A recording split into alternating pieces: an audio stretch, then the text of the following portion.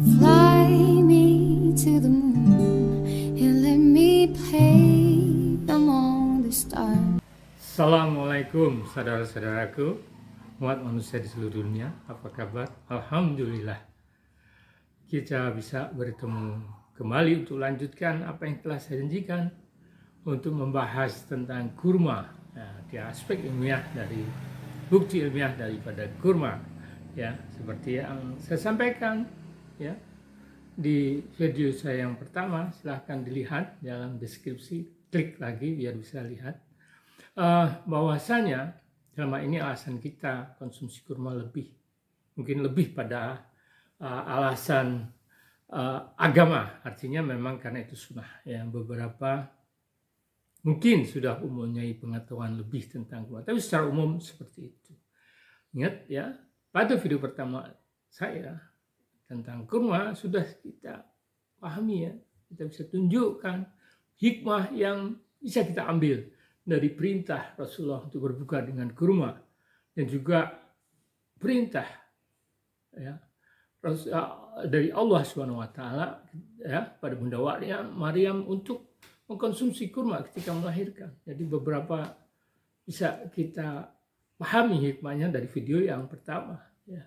Sedikit saya ulas ya.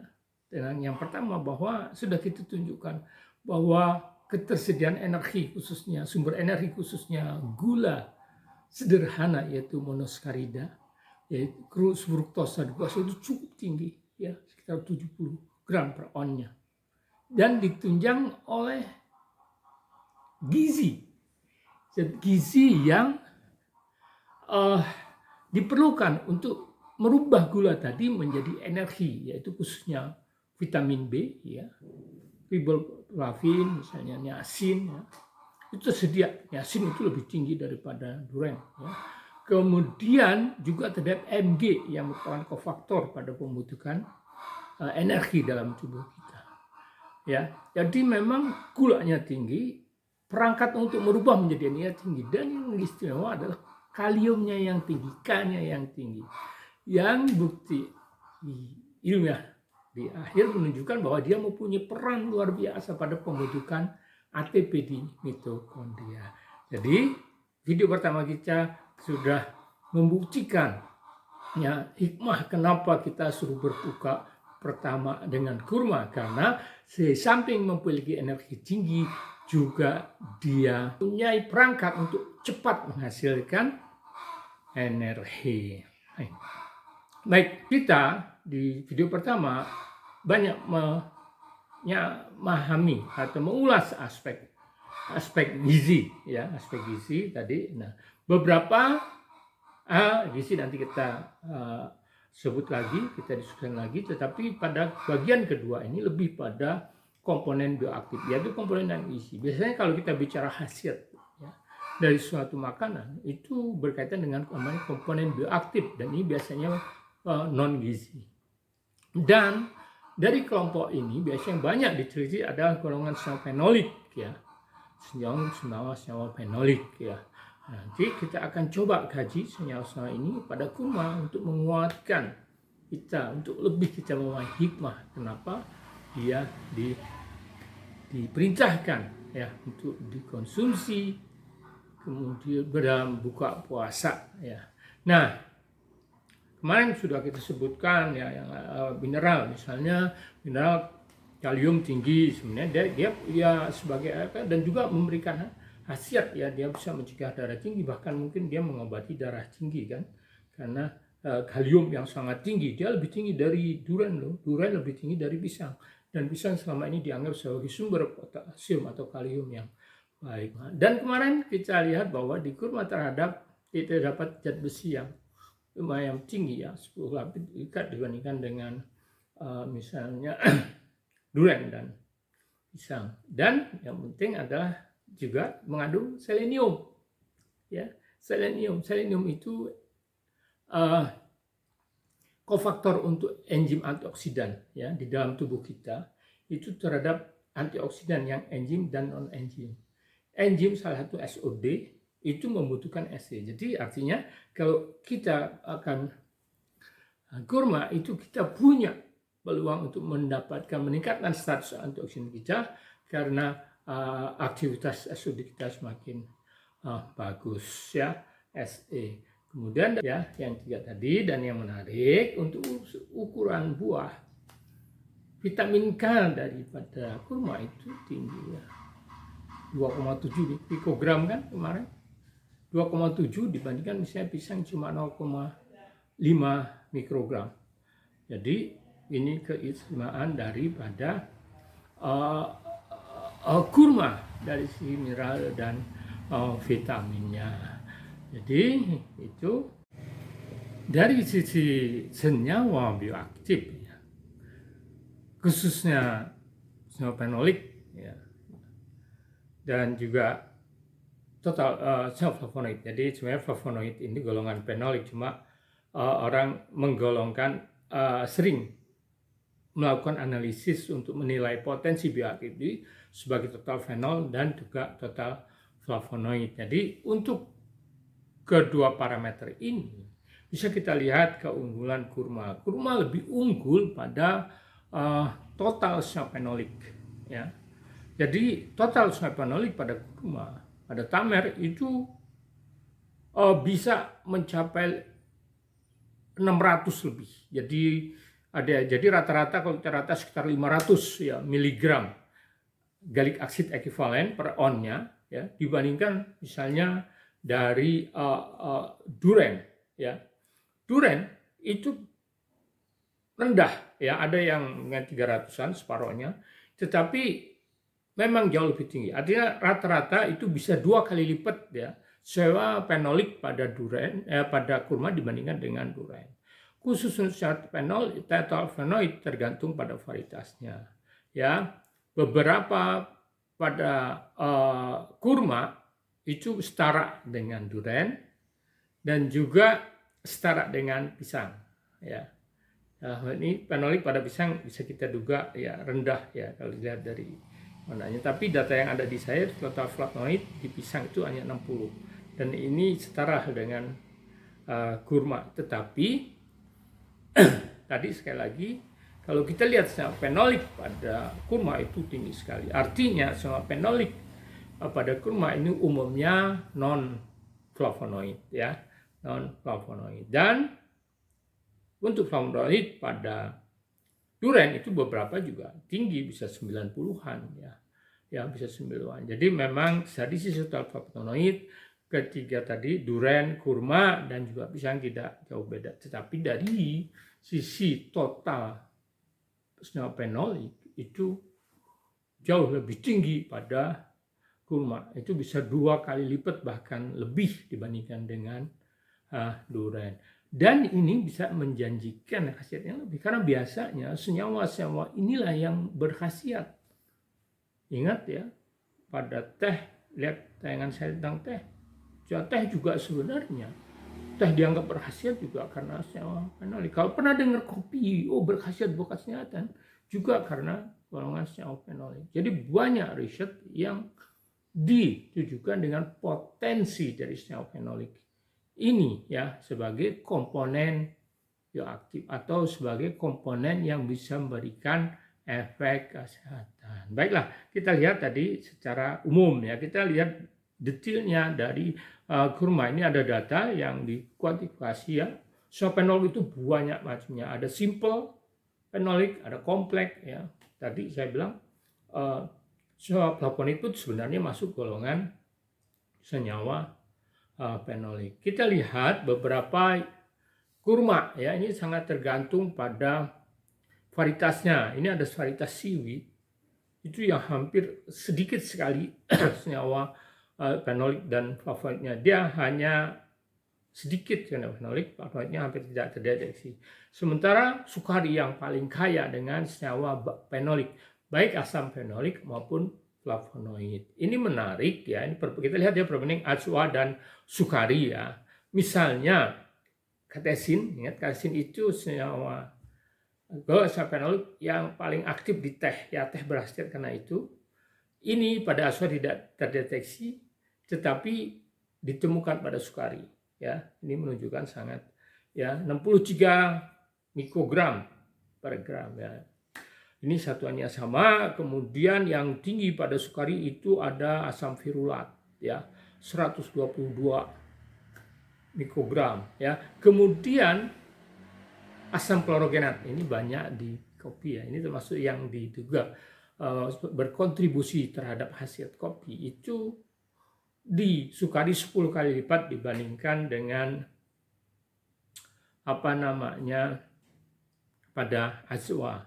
Nah, dari sisi flavonoid lagi, di azwa tidak ditemukan kaempferol, nggak ada, tidak terdeteksi. Tetapi pada sukari ditemukan mencapai 20,48 mikrogram. Senyawa-senyawa fenolik ini secara umum punya aktivitas antioksidan. Ya. Dan tambahan aktivitas lain tergantung senyawa, ada anti kanker, anti obesitas, antiinflamasi. Semakin kaya itu biasanya akan semakin banyak potensi kesehatannya. Sebagai contoh ya, yang tinggi misalnya pada sukari tadi ya, asam virulat ya, itu studi farmakologi modern menunjukkan potensinya sebagai antioksidan, kemudian sebagai antiinflamasi, antifibrotik, dan juga anti kanker. Itu contohnya. Kemudian yang flavonoid, kaempferol, kalau katesin sudah kita banyak singgung di materi saya tentang teh ya. Kaempferol itu banyak bekerja di sistem pencernaan, khususnya di usus ya, sehingga di samping dia mempunyai aktivitas antioksidan, jika dia juga bisa mencegah inflamasi pada saluran pencernaan, kemudian meningkatkan barrier function, fungsi barrier pada usus, kemudian dia bisa digunakan untuk membantu pengobatan kolon kanker. Di samping dia juga mempunyai anti obesitas ya. Saya banyak penelitian tentang anti obesitas ya, tapi pada level yang masih in vitro. Kapan-kapan kita bahas khusus tentang kegemukan ini. Nah, kemudian yang menarik dari komponen bioaktif adalah adanya senyawa phytoestrogen yang tinggi. Phytoestrogen itu adalah estrogen phyto tanaman. Jadi estrogen itu adalah hormon kewanitaan ya. Dia terlibat pada proses fisiologis khususnya pada wanita, menstruasi, menopause, ya, pembentukan tulang dan proses melahirkan. Dan banyak senyawa di alam tanaman itu yang mirip, mempunyai struktur yang mirip dengan hormon estrogen. Karena strukturnya mirip, maka dia bisa bersifat seperti hormon estrogen. Ya, ini yang disebut estrogenic effect atau efek estrogenik. Ya, ini ada golongan isoflavon, ada lignan. Kalau Anda pernah dengar tentang isoflavon, ya, khususnya dari kedelai, itu adalah senyawa phytoestrogen. Ya, itu sudah banyak penelitian kaitannya isoflavon dengan proses-proses fisiologis pada wanita. Dan ini kadar kurma bukan isoflavon tapi lignan. Ya, kita bisa lihat kadarnya berat. Jadi kalau misalnya pada pisang hanya 2,6, pada stroberi 51,3, pada apel 4,9, pada kurma itu sampai 300 sampai 330, berapa kan? Jadi mungkin ya, ini baru mungkin. Inilah senyawa ini mempunyai peran pada proses-proses fisiologis kait dengan kewanitaan, bahkan mungkin dalam proses melahirkan. Ya, jadi ini salah satu keistimewaan dari kurma.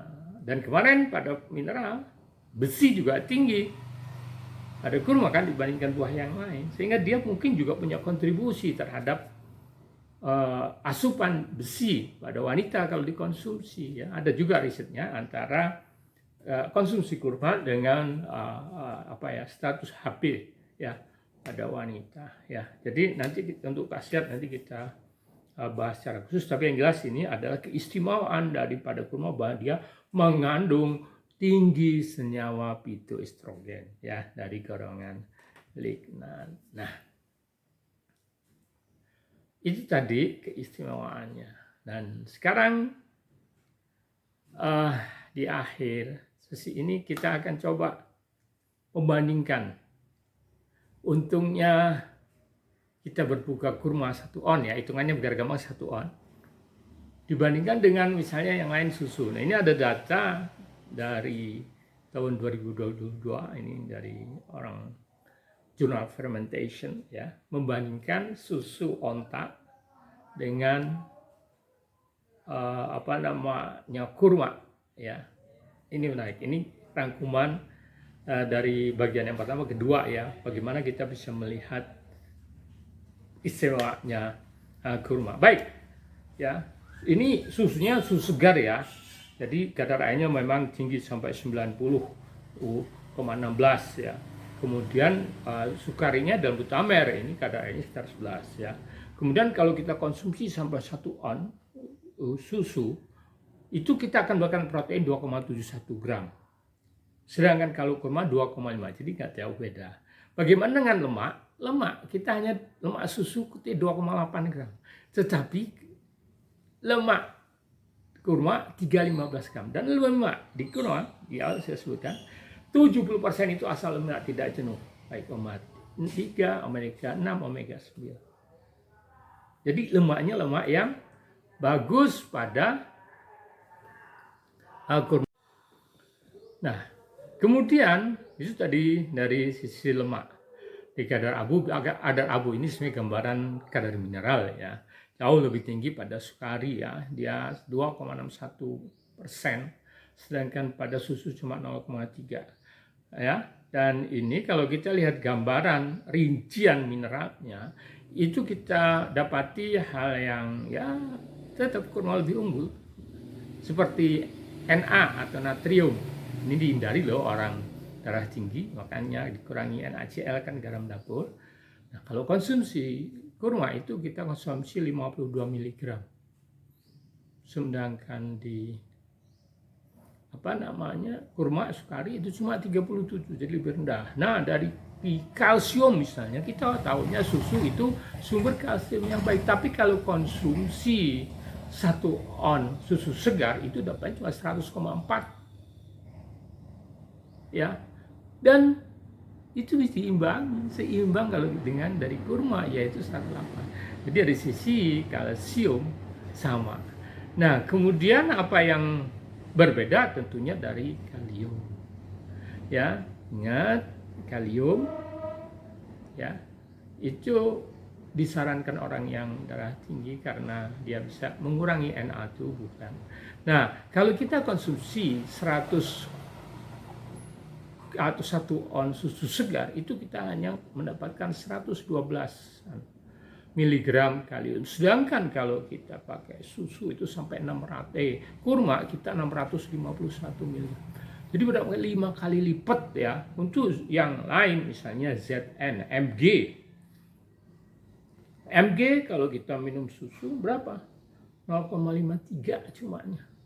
Tapi kalau kita minum kurma 86 mg.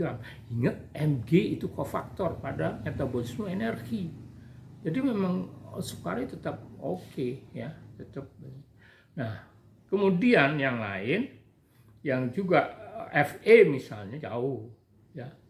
Ini kaitan tadi yang disebutkan untuk ibu hamil, itu sumber gizi untuk kebutuhan HB. Kalau kita minum 1 on susu itu cuma 0,61 mg, tapi kalau kurma kita bisa 4,46, berapa kali lipat, banyak sekali, ya. Dan sama itu gula, ya, ini di sini dinyatakan sebagai total karbohidrat, available karbohidrat yang bisa digunakan oleh tubuh. Kalau kita minum 1 on sukari kurma itu bisa mendapat 76 gram, sedangkan kita dari susu cuma dapat 3,7. Jelas, ya, dari sisi energi. Ya, dari sisi energi pasti yang 100 gram kurma itu akan jauh berkali-kali lipat dibandingkan dengan minum susu, apalagi tadi lemaknya juga lebih tinggi di sukari. Nah, yang lain komponen total phenol, di sini ada dinyatakan total phenol, total flavonoid, dan total flavonol. Flavonol ini sebenarnya termasuk flavonoid. Jadi kita lihat dulu aja, ya, total phenol dan total total phenolic dan total flavonoid. Di susu nggak ada. Sedangkan pada sukari total phenolnya itu 54, total flavonoidnya itu 56. Ini data agak aneh, tapi sekitar 50 lah ya. Nah, ini kita sudah dapat segalanya, dapat komponen bioaktif, dan ini diukur antioksidannya. Jadi ada dua metode yang diukur di sini. Ini adalah kemampuan zat menetralkan radikal bebas. Gunakan metode namanya DPPH atau DPPH dan ABTS ya. Dan untuk kedua metode ini, susu itu cuma sanggup menetralkan kurang dari 10% radikal bebas. Sedangkan kurma hampir 90. Yang pakai satu metode pertama di PPH tadi sampai 87% yang bisa dinetralkan, kalau ABTS 96%. Jadi jauh antioksidannya kurma dibandingkan susu. Nah, ini sama-sama dari Arab, silakan Anda pilih ya, asal jangan makan kurma dari mana? Dari Israel. Baik, saudara-saudaraku, umat manusia di seluruh dunia, dari penjelasan ini kita bisa memberikan penilaian, kita memberikan menarik hikmah dari perintah mengkonsumsi kurma. Dan kalau di video saya tentang durian, itu durian orang menyebutnya sebagai the most nutritious fruit in the world, jadi buah yang paling bergizi di dunia. Ya, setelah kita sampaikan fakta tentang durian, nampaknya harus dirubah. Kurmalah yang the most nutritious fruit in the world. Dan alhamdulillah Rasulullah sudah menunjukkan itu pada kita. Allah menunjukkan pada kita ya, ada keistimewaan di dalam kurma. Baik, saya kira ini sesi kedua, nanti akan kita lanjutkan dari sisi kaitannya dengan penyakit ya, tadi ya, diabetes dan sebagainya, untuk menyambung YouTube atau penjelasan saya tentang kurma. Kalau menarik dan ini penting bagi kita, bosan saya minta like dan subscribe, dan terus ikuti YouTube saya yang insya Allah akan berbagi ilmu dan informasi-informasi terkait dengan makanan dan kesehatan. Walau alam bisawab. Assalamualaikum warahmatullahi wabarakatuh.